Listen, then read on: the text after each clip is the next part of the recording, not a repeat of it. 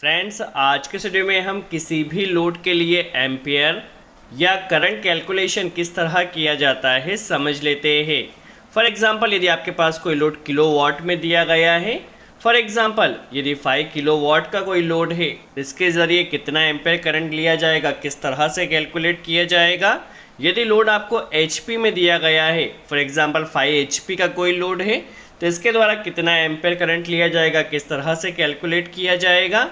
यदि आपके पास कोई लोड केवीए में दिया गया है, फॉर एग्जांपल 100 केवीए का कोई आपके पास कोई लोड है, तो 100 केवीए के लोड के द्वारा कितना मैक्सिमम एम्पियर करंट लिया जाएगा, किस तरह से कैलकुलेट किया जाएगा समझ लेते हैं। आपको वीडियो के स्टार्टिंग में ही बता देते हैं, यदि आपके पास कोई भी लोड हो, यदि उसकी रेटिंग किलोवाट में दी गई है, तो शॉर्ट ट्रिक मेथड के ज़रिए सिंपल सा आप 1.7 का मल्टीप्लाई कर दीजिए और 1.7 का मल्टीप्लाई करने पर आपको उसका फुल लोड करंट मिल जाएगा। फॉर एग्जांपल 5 किलोवाट का कोई लोड है, तो 8.5 इसका मैक्सिमम फुल लोड करंट रहेगा। एचपी में यदि कोई लोड दिया गया है तो 1.3 से मल्टीप्लाई कर दीजिए। 1.3 से मल्टीप्लाई करने पर आपको एम्पेयर मिल जाएगा।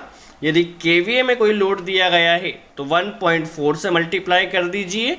1.4 से मल्टीप्लाई करने पर आपको उसका एम्पेयर मिल जाएगा। तो यह तो बात हुई शॉर्ट ट्रिक मेथड की। अब शॉर्ट ट्रिक मेथड के लिए जो हमने आपको सिंगल डिजिट बताया है, यह किस तरह से आया है समझ लेते हैं। सबसे पहले देखिए, आपको किसी भी लोड का करंट कैलकुलेट करना हो तो उसके लिए पावर का फॉर्मूला होता है। पावर इज इक्वल टू होता है √3 VI cos phi and efficiency. यह जो फार्मूला होता है ये 3 फेज़ के लिए होता है। √3 हमने 3 फेज़ के लिए लगाया, voltage, current, power factor and efficiency. यह जो फार्मूला है यह पावर का फार्मूला है। और इस फार्मूले से कैलकुलेट हमें एम्पेयर करना है, तो एम्पेयर के लिए फार्मूला क्या रहेगा समझ लेते हैं। देखिए, आए हमारे पास एम्पेयर के लिए यहाँ पर P रहेगा, जो कि हमें पावर को यहाँ पर वॉट में पुट करना है। √3 की वैल्यू होती 1.732। वोल्टेज हम यहाँ पर ले रहे हैं 415। पावर फैक्टर जो रहेगा, क्योंकि हमारे पास किलोवाट मोटर का रहता है, इंडक्टिव लोड है, तो 0.90 पावर फैक्टर लिया है। यहाँ पर जो इफ़िशियंसी हम ले रहे हैं वो 90% ले रहे हैं, क्योंकि परसेंट में है, इसलिए 100 से हमने डिवाइड किया, 0.90 इफ़िशियंसी रहेगी। यहाँ से यदि हम इसे सॉल्व करते हैं तो हम जानते हैं 1 किलोवाट इज इक्वल टू होता है 1000 वाट। ठीक है, हमें जो वैल्यू पुट करना है वो वाट में पुट करना है। चलिए, यहाँ पर हम क्या करते हैं, हमारे पास 5 किलोवाट है तो 5 × 1000 कर देते। डिनोमिनेटर पोर्शन को यदि हम सॉल्व करते तो 582.2118 ऑलरेडी हमने सॉल्व कर रखा है। यहाँ से हमारे पास जो है एम्पेयर आएगा वो 8.58 आएगा। तो यह जो कैलकुलेशन आया है 5 किलोवाट के लिए आया है, बट हमें तो 1 किलोवाट के लिए चाहिए। तो देखिए, 5 किलोवाट का मैक्सिमम एम्पेयर कितना है, 8.58। तो हमें यहाँ पर क्या करना है, सिंपल सा 8.58 को डिवाइड कर देना है 5 से। 5 से यदि हम डिवाइड करते हैं तो 1 किलोवाट का एम्पेयर हमारे पास आ जाएगा। तो 1 किलोवाट का एम्पेयर रहेगा 1.716, जो कि अप्रोक्स हमने 1.7 लिया है। 1.7 से आप किलोवाट में मल्टीप्लाई कर दीजिए, आपके पास एम्पेयर आ जाएगा। ये हुई शॉर्ट ट्रिक मेथड। अब यदि 5 एचपी का कोई लोड है, 5 एचपी का कोई लोड है, तो यहाँ पर देखिए फॉर्मूले में वॉट हमें लाना है, तो सबसे पहले एचपी टू वॉट कन्वर्ट करना होगा। जैसे कि हम जानते हैं 1 एचपी इज इक्वल टू होता है 746 वॉट। ठीक है, तो एचपी को सबसे पहले हमें यहाँ पर वॉट में ला कन्वर्ट करना होगा।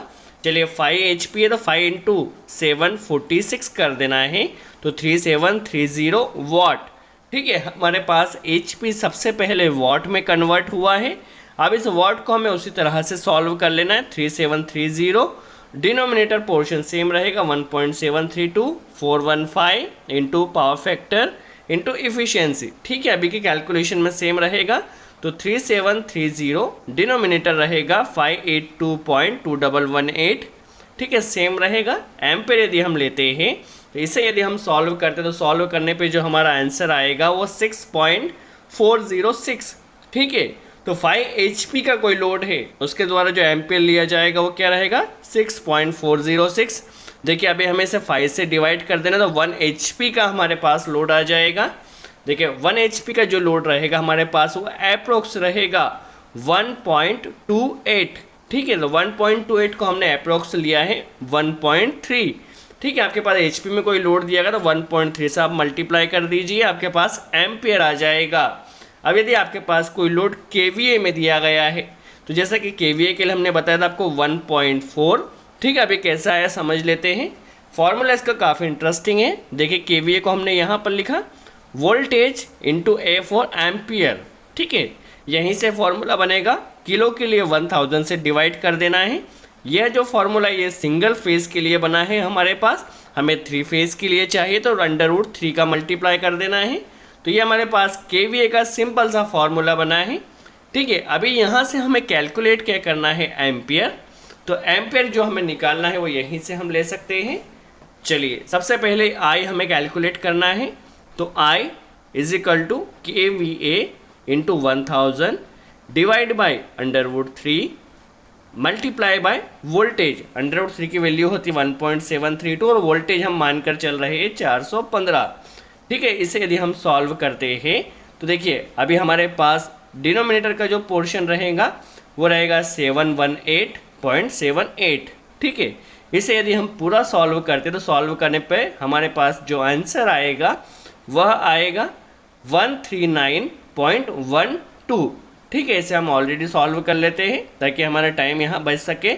ठीक है, जो 100 KVA का लोड है उसका मैक्सिमम करंट 139.12 रहेगा। तो हमारे पास क्या चाहिए, 1 KVA का लोड चाहिए। ठीक है, 1 KVA का कितना एम्पेयर रहेगा, तो 139.12 डिवाइड बाई 100 कर देना है। तो 100 करने से हमारे पास 1 KVA का एम्पेयर आ जाएगा जो कि 1.3912 आया है। ठीक है, तो अप्रोक्स हमने यहाँ पर 1.4 ले लिया है। ठीक है, यदि आपके पास कोई KVA में लोड दिया गया है उसका 1.4 से मल्टीप्लाई कर दीजिए, आपको उसका फुल लोड करंट मिल जाएगा। सो आई होप आपका यहाँ कॉन्सेप्ट क्लियर हुआ हो।